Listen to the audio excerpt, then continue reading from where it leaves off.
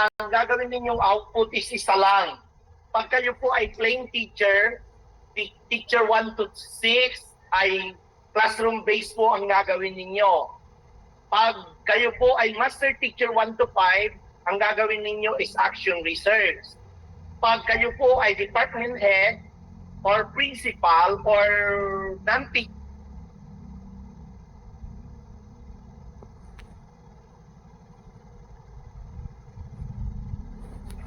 Sir, nakamute po kayo.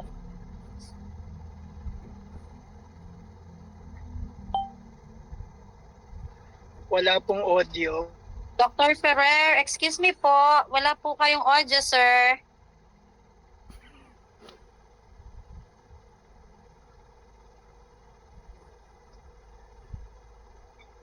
Ma'am Ella, ang sir po ay walang audio. Nakamute po kayo. Ma'am Nikki, walang audio po ang Dr. Ferrer.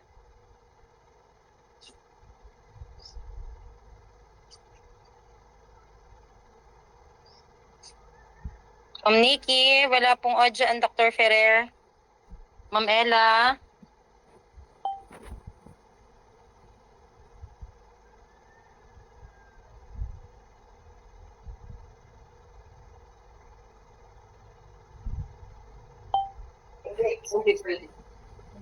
Ma'am Lori, wala pong audio ang Dr. Ferrer. Opo, wait lang po. saglit.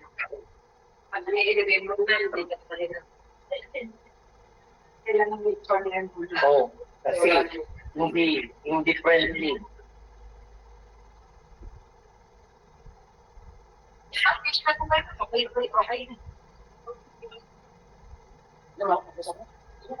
Pag-remember ko po 100 response po. Sabi naman po ng doc dyan yung okay.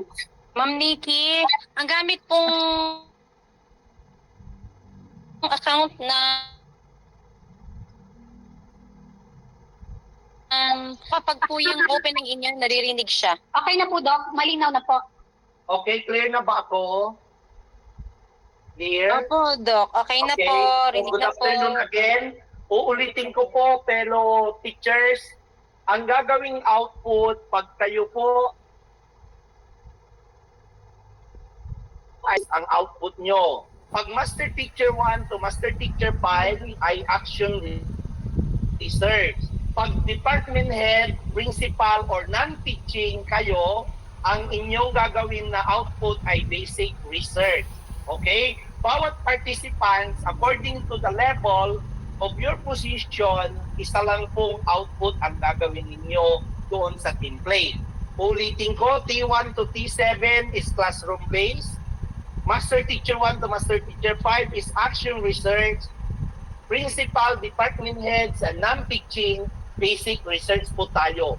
Or kung mayroon po tayong private school, so disregard po yun. Ang pag-uusapan natin, if you are a teacher, department head, principals, or non-teaching.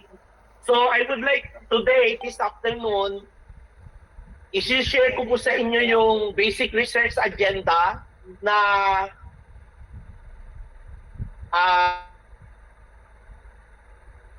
wala pa namang binigay na bago ang DepEd. So dito po kayo mag-focus ng inyong output. Okay?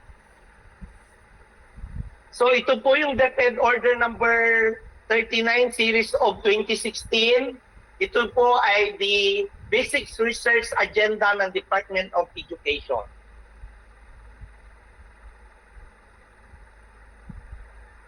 So ito rin po yung nag-send, mayroon din, especially in Region 1, nagkaroon kami, in-adapt namin yung policy ng Central Office. Pero yun po yung pare-parehas din naman tayo. Disregard of SDO, disregard of division, disregard of region. Ang ating mother is the DepEd Central Office. So, ito po yung context ng ating research agenda. Base po ito sa DepEd Mission Vision, DepEd Order number 13, DepEd Order number 43, DepEd Order number 4. Yan po yung mga revised basic education research fund for birth and guidelines and other support orders ng ating Department of Education. So pag titignan ninyo, ito po yung new standard regarding of the revised in the conducting research from the national nag-conduct ng regional memorandum. Yan is intended for Region 1, pero sa other region, ganyan din kasi inadapt lang naman yung from national level. So, what is the purpose of the research agenda? Ito po yun. The agenda seeks to build and gains the existing research. It is generate the knowledge, this to explore the priority fields of the basic education, systematically focus on the DepEd's attention to relevant education issues and maximize the available resources or research within and outside the department. So, if you look onto the guiding principles, why you conduct research, always remember the guiding principle that excellence, integrity, and openness. So, ang ibig sabihin, why you conduct research? Because you want to contribute for the road of excellence. You conduct research because you want to maintain the integrity of our department on our organization, our SDO, or our region. And openness because it let us establish the professional learning community through collaboration, partnership, through research. Also, yan po yung ating guiding principles. So, now I would like to share it with you, the research team, the conceptual framework of the different research agenda. So, it is self-explanatory. I want to share it with you the example and the concrete regarding of the base of the research agenda of the Department of Education. So, ito po yun. What is the research team conceptual framework?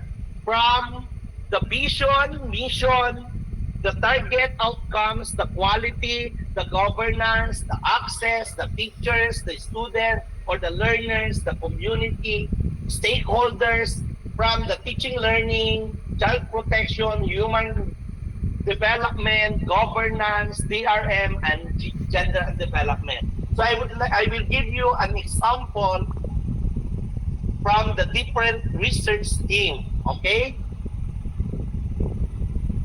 So ito po yun, tingnan ninyo, ito po yung focus ng ating research team on how to focus your study regarding of the different research agenda. Number 1 is the teaching learning, child protection, human resource development, and governance.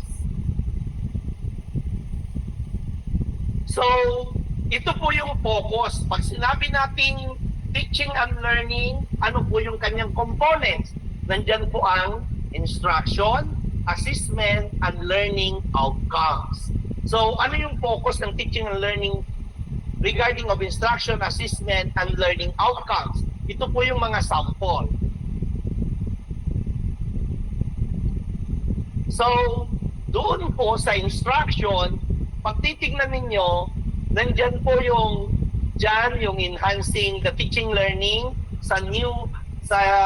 now it's the K-12 curriculum. Ngayon, yan ay strengthening K-12 curriculum na. Yan namang example dyan na sa mother tongue, wala na po yung mother tongue as a subject, but it is a part of instruction. Gagamitin lang po natin na yan sa pagtuturo but not a subject. Yan po yung mga regarding of the teaching learning. So, ito po yung sa teaching learning. If you look onto the instruction, nakapaloob po dyan, mayroon na pong sample research question. Pag titignan ninyo, nakalagay na po dyan yung sample research question kung saan po magpo-focus. So number 1 is what is the teaching learning strategies can be the teachers apply to ensure the inclusive learning. Nandyan po yung mga example. So yun po yung gagamitin ninyo kung anong focus ang inyong magiging research question. Mayroon na po diyang suggested na question. And then the number 2 is what the factors affect the teacher's delivery of the curriculum. At nandyan po yung mga example na target. Like the various subject, yan yung mga English, Science, and Mathematics kasi yan yung the most controversial 3 subjects na palaging ulila tayo, English, Math, and Science. Yan ang ating battle cry ng Department of Education. Kaya nga ang DepEd, palagi natin sinasabi, para sa bayan, para sa bata, para sa bata, para sa bayan. That is our battle cry. Pero ang problema, bakit kaya anong nangyayari sa kadahilanan? Very simple. Kaya nga dapat, kailangan lang ang dedikasyon at tiyaga.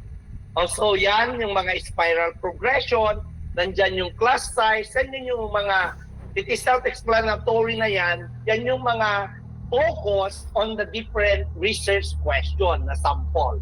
Next. So, yan po. Regarding of instruction, nandiyan ang sample question, research question, ano po yung pag-focusan ng inyong tanong. Nandiyan din na po yung sample. Okay? Pag sinabing electronic gadgets, nandiyan po yung ang nakapaloob dyan is the computerization, ICT classroom, electronic integration. Yan yung mga isang alang nyo dyan. Pag sinabi namang language, play of the teaching, learning process, nandyan na po yung example, mother tongue, multilingual, nandyan yung mga different practices, nandyan yung evaluation, nandyan ang issues and concern.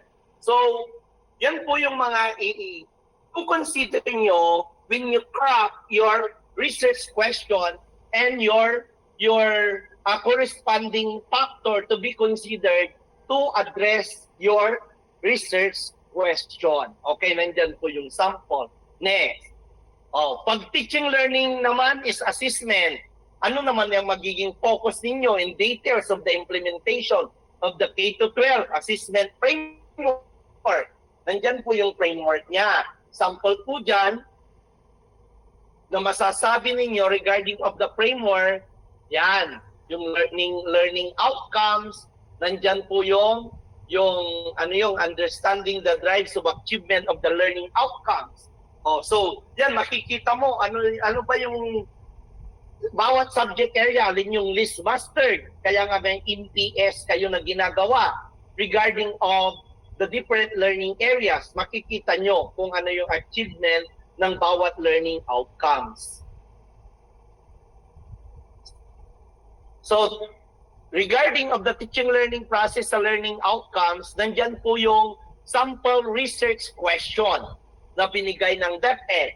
So, nandyan din po yung how does the achievement of expected in the learning outcomes. Nandyan po yung inyong mga isaalang-alang, the regional and division validation ng different outcomes. Yan, makikita, nandyan yung mga in charge, mga i-connect ninyo kung ano yung mga issues and concern. And regarding doon naman sa factors education system, nandiyan po yung affected ang learning and teaching, lalo na sa learning outcomes, especially the specialization, training, experience, o dyan nyo po yung i-design ang inyong mga research question at yan po yung focus ninyo, like language, assessment, resources, and governance. So yan po yung magpo-focusan ninyo. So, dito naman sa child protection policy, yan po yung inyo namang in-depth study of bullying o early pregnancy, addictive of the behavior on child labor. Yan yung mga sample sa child protection na magiging study ninyo. Okay? Hindi lang po yung for implementation, effect, impact ng child protection. No. How about the cause and effect? Hindi pwede din ninyong ipasok ang child protection like the abuse of defense of the child protection, abuse of the implementation dahil nagiging passive ang ating learners because of the child protection policy law. O yan yung mga sample na kahit ang child protection policy law ay nagiging hindrance to deliver quality education. At alam ko po yan dahil ang teacher, kahit gustong-gusto niyang pilitin ang learner niya na mag-aral, bawal ng pagalitan, bawal ng punishment. O so anong gagawin ni teacher? Chill na lang. Dahil para hindi makasukan. O ganun lang yun, para hindi matanggal. O kaya, yun yung mga dapat ipasok nyo dyan na study, hindi lang yan kung anong mga kapapalaghan na nilalagay nyo, na impact, kung ano. Dapat, ang titingnan nyo dyan, ano yung cause and effect. What is the benefits and what is the pros and cons of the child protection policy. Yan ang role ng research. Next, yun naman child protection. Yan. How can the DepEd prevent bullying? Nandyan yung mga gagawin. Kung focus nyo po dyan, yan yung mga suggestions na gagamitin ninyo. Like in terms of the DepEd help to reduce the incidence of yung pregnancy. Ano yung mga ginagawa? One of the rule of the child protection policy, yan yung mga factors to be considered. Hindi lang yung ang alam lang palagi nila punishment, ang cover lang ng protection policy. Yung nakapokus sila palagi sa teacher na pag napagalitan, kung anong ginawa, kasalanan na ng teacher. Yun lang palagi ang alam nila sa child protection policy law. But there's so many coverage of child protection policy law. It is also the welfare of the learners. Yun po yung nakikita dapat, hindi lang palaging ginagamit yan, especially at the parents na ginagamit ang child protection policy law para labanan ang teacher. So yun din, ang teacher din, para maging wala na siyang problema, hindi na siya ma-stress diyan. Palagi din siyang nakabantay sa child protection policy law na kaya hindi na siya makinig, bayaan ko na para hindi ako ma-complain. Yan yung nagkakaroon na ng negative feedback because of that child protection policy law. But sa tutusin, yung child protection policy law, ang ganda-ganda yan kung na-i-orient, nagagamit ng tama due to research. Para ipakita, lalo na sa mga parent, dapat meron silang rigid training sa child protection, intindihin kung ano kaya yan. Hindi yung ang alam nila palagi, yan ang gagamiting batas para i-complain ang teacher. So, yun. Next, ito na naman yung mga other question. Yan. Tingnan ninyo, smoking, drugs, alcohol, yan yung mga gambling, gaming, yung mga ganong bagay na yan, cover yan ng child protection policy. Pero ang tanong, naku-cover ba yan? Ang alam lang nila kagad palagi, i-complain si teacher the child protection. But in terms of na protection nila regarding of the vices, hindi alam ng parent niyan. Hindi alam ng bata mismo na sa child protection, covered din yung mga vices. And then, katulad din yung, pati nga ang parent, pwede protection din niya ng protection ng child protection policy sa bata at sa parent. Hindi nila nakita. Child labor. Maraming parent na pinagtatrabaho ang mga learners. Pero hindi nakukomplain ng parent. Pero ang palagi nakukomplain teacher. My God. Because many of the parents, hindi, dapat kayo mga teachers, lalo yung mga advisor ng PTA, yan ang iyong atupagin. I-orient sila sa child protection policy, especially the child labor na pinagtatrabaho ang kanilang mga minor na anak. O di complete din sila. Hindi lang picture palagi ang nakukomplain. Okay, next. Ayan. Sa human resource, ayan naman sa, yan, the most controversial, the career progression, tantaran, ang nagdulot ng inspiration at depression. Dahil kung na-DQ ka, desperation. Pag nakapasa ka, inspiration. Oh.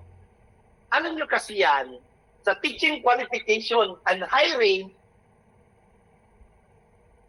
career development and incentives, yung mga iba, maraming souring grade sa Facebook. Maraming nagsasabi, kapag master, kapag doctoral, kasi binayaran, diploma me. O yung mga nagsasabi niyan, yung mga tamad, hindi nag-aral din. Vice versa. Kasi pag mag-aaral ka, gagastos ka. Pero if you want to make the human resource development, tandaan niyo po, ang appointing authority may dalawang power yan. Ang promo board, sila ang nag-a-assist ng documents. Pero ang appointing authority, sila ang final decision. Kaya, to balance your human resource development, tignan niyo po yan. Dalawa lang ang dapat ninyong hawakan para ikaw ay ma-promote. Dalawa lang po yun. Ano po yun? Dalawa lang. May papel at mapapel. Dalawa lang yan. Even you have many documents, kung hindi ka mapapel, condolence to yourself. Even mapapil ka din, kung wala kang papel, condolence pa rin yan. Kasi pag may papel ka, you follow the qualification standard. Pag mapapil ka, trust and confidence. Kaya, kung may papel ka, number 1 ka sa ranking. Kung hindi ka mapapil, walang trust and confidence. Pwedeng i-appoint ang number 5. At ngayon nga, sa bago ngayon, basta nakapasa ka sa qualification standard, at huli, pwedeng nang i-appoint. Wala nang magic 5 sa bago ngayon na rule. Kaya, fellow teachers, dalawa lang yan. Dapat hindi ka matalino, magaling. Dahil ang magaling, matalino na may puso. Kung matalino ka lang, walang hiya ka. Kulang ka ng, mas mataas ka lang ng IQ, wala kang EQ. Dapat balance ang IQ and EQ so that you have your SQ. And your SQ is your social quotient.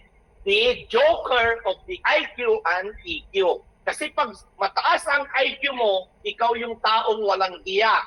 Pag ikaw naman ay mataas ang EQ, ikaw yung tanga. Kaya ang ibig sabihin nun, balance.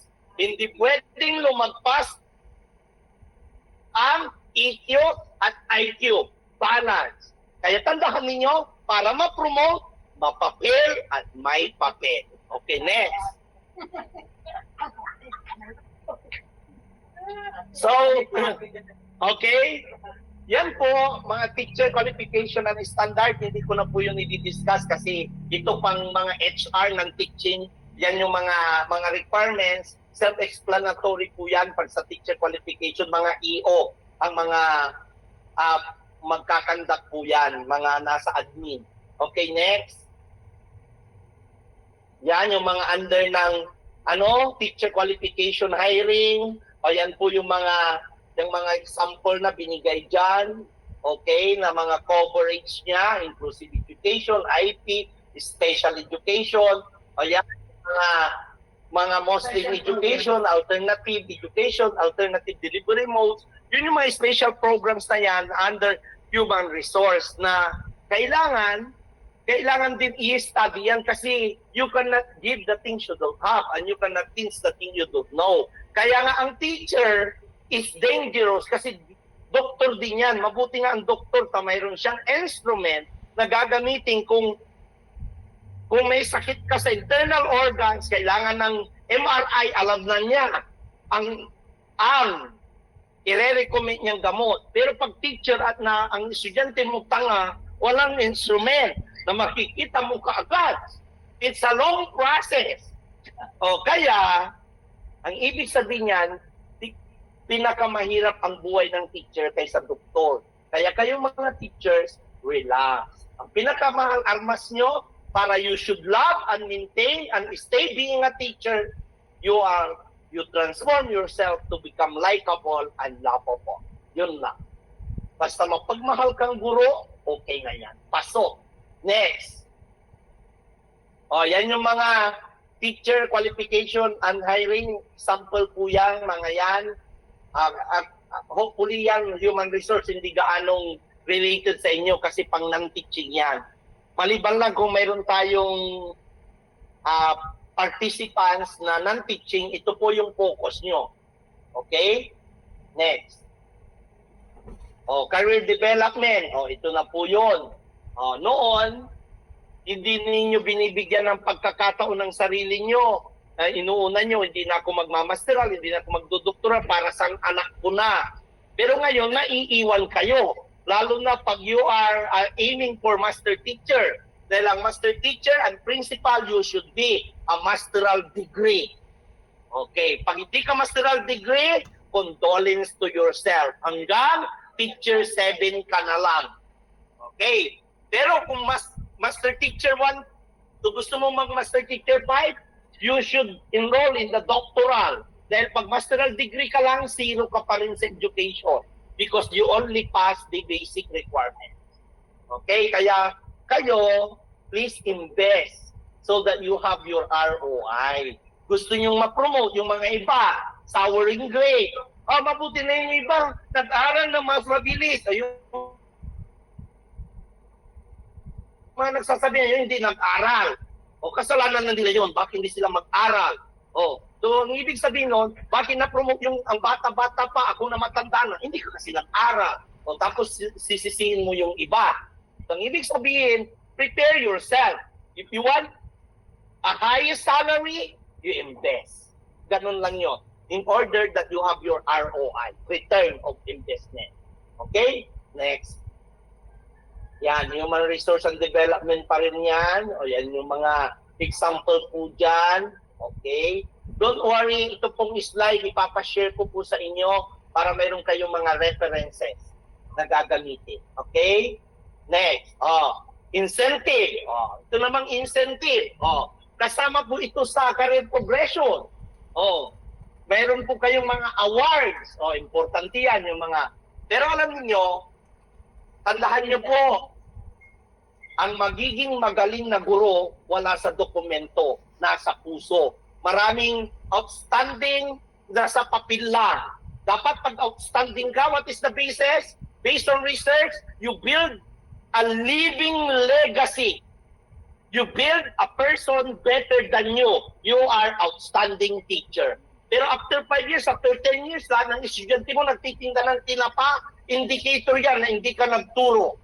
Pero after 10 years, may bumalik at siya yun, principal mo. Dati mong estudyante, naging principal mo. Congratulations, because you build a person better than you. Ang ibig sabihin, outstanding teacher ka. Ganun yung dapat. Incentives is the most important aspiration, but you should apply to our actual practices in our profession and our mission. Being an outstanding, you transform lives, you build lives, and you build better person than you. Okay. So yun. Okay, yan po yung mga sample sa human incentive. Ito na po yun. Professionalism, nandyan yung salary, the most controversial salary. Yan. Tama naman, hypocrites ka naman kung hindi mo focus yan because that is a butter and your butter, bread and butter. Wala namang magsasabi na gusto mong ma-promote hindi lang sa salary. Hypocrite. Importante ang salary. Sino ba hindi nangangailangan ng pera? Pag namatay ka na, kaya nga namatay ka na nga, mahal pa ang mamamatay. Kaya, you need, salary is one of the inspiration. But take note, being a promoted, higher position, higher accountability. Higher position, higher responsibility. Kaya, pag gusto mong ma-promote, 3 ang dapat mong gawin. You share and sacrifice your time, talent, and treasure. Kung wala ka doon sa tatlong yon, huwag ka nang magpa-promote. Kung hindi mo kayang isacrifice ang time, diyan ka na. Kung hindi mo isacrifice ang iyong talent, diyan ka na. At kung ayaw mong gumastos, diyan ka na. Okay? Yan yung pinaka-importante. Sharing your time, talent, and treasure. Okay. Yan. And then, governance. Ito naman yung team. Nandyan yung mga sample questions regarding of the governance. Ito naman yung mga para sa mga principal na. Ito yung mga, hindi mga teachers ang magpo-focus dito, mga heads. So, tignan natin ano yung mga coverage ng governance. Nandyan po yung ating planning, finance, program management, transparency and accountability and evaluation. Yan po, hindi ko na yan kasi importante yan sa mga principal, mga supervisor yan. Ang nakakover niyan, mga middle manager of the Department of Education, such as the principal, supervisors, chief, and others. Okay, yan po yung mga yan, mga department heads, mga ganon. So ano po yung mga cover niyan? O yan, mga policies sa planning, mga policies yan, okay? Apyawin ko na lang yan. Ito po yung sa governance regarding of the planning. Nandyan po yung mga sample nila, yan mga about sa planning yan. So ang ibig sabihin, mga non-teaching yan, mga administrative, office principal, mga supervisors yan. Okay? Yan, mga finance, o yan yung mga EO, yan yung mga accountant, budget officers, o yan yung mga balance yung efficiency in the budget na dapat at the end of the year, zero balance. Then the more na marami kang savings, zero ang performance mo. Dapat nagastos lahat. Oh. Kaya dapat ganon. The more na zero balance, the highest performance you have. The more savings you have, the lowest performance you have. Oh, baliktad. Pero sa personal natin, kung marami kang naipon, performance high ka.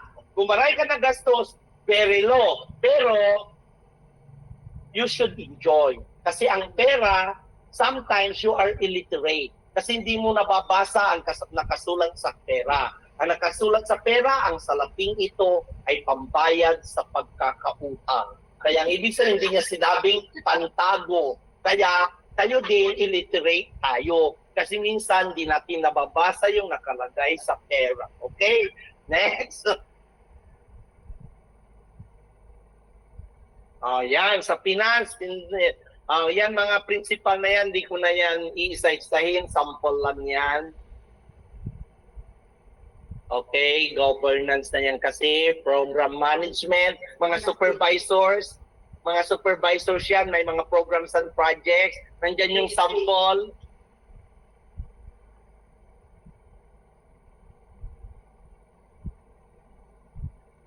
Okay, nandyan yung mga kanilang mga program implementation. Ayan, yung sample question dyan. How effective the DepEd. Kung anong mga, tingnan nyo sa DepEd. How manage the DepEd. Tingnan niyo sa DepEd, kadami-daming doktor. Lahat, majority ng nasa DepEd, doktor. Pero hindi nagagamot ang kamangmangan. Majority, pag hindi ka doktor, ano ka dito? Wala. Dapat, you always maintain transparency and accountability. Pero ang sabi ko, walang doktor sa langit. Kaya enjoyin mo na dito sa lupa dahil hindi ka naman natatawaging doktor sa langit. Ang sasabihin doon kung sino ang napaligaya mo at nagawa mo ng maganda. Yung lang ang basis sa langit. So yan. Ayan, tingnan ninyo yan. Mga ganyan. What is the practices? Yan yung mga transparency and accountability. Kung mayroong nakikinig na mga principal, updated ba ang inyong transparency board? Pinapakita nyo ba ang liquidation? Pinapakita nyo ba kung saan napunta ang MO? Tama ba? Saan napunta? Kaya dapat may transparency at account donation, MOE, kung saan lupalok ng daigdig galing, dapat ipakita ang kahihinatnan at resulta kung saan napunta. Yan yung mga part ng study.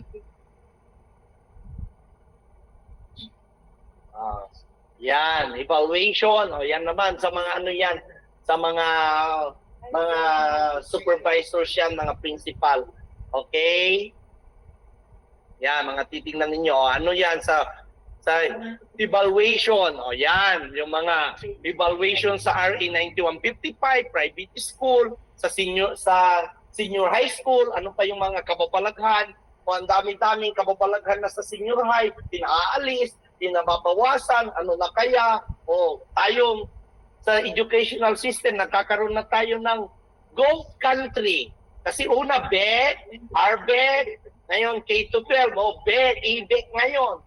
Based on the law, enhanced basic education curriculum, yung K-12. Ngayon, structured, strengthening. Ano na pa kaya ang dapat na term na gamitin para lalong mapaganda.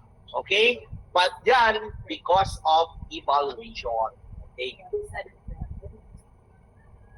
So, yan, yung mga evaluation, yun yung mga focus o research utilization, yung mga ganon, roles and responsibilities, capability building, incentives. So, yan yung mga dapat i-evaluate ng bawat middle and top management.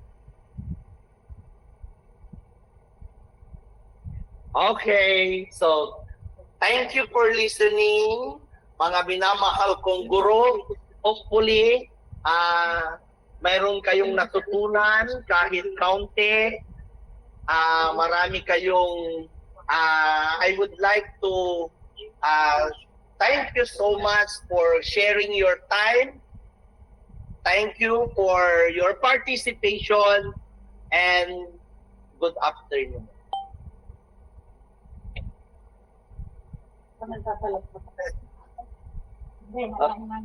Okay.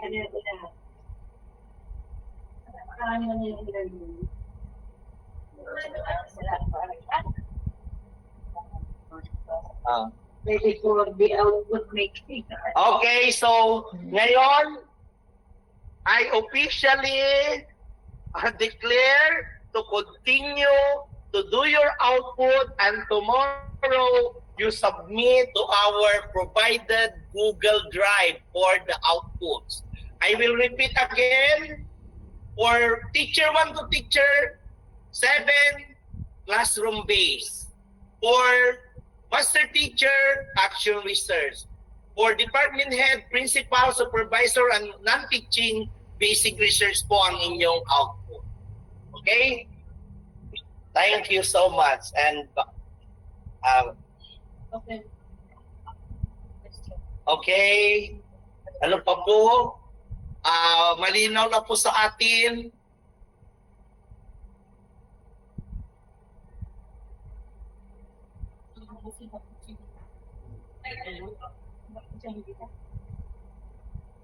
Okay, I go back to our expert moderator and MC, Ma'am Jane. Wala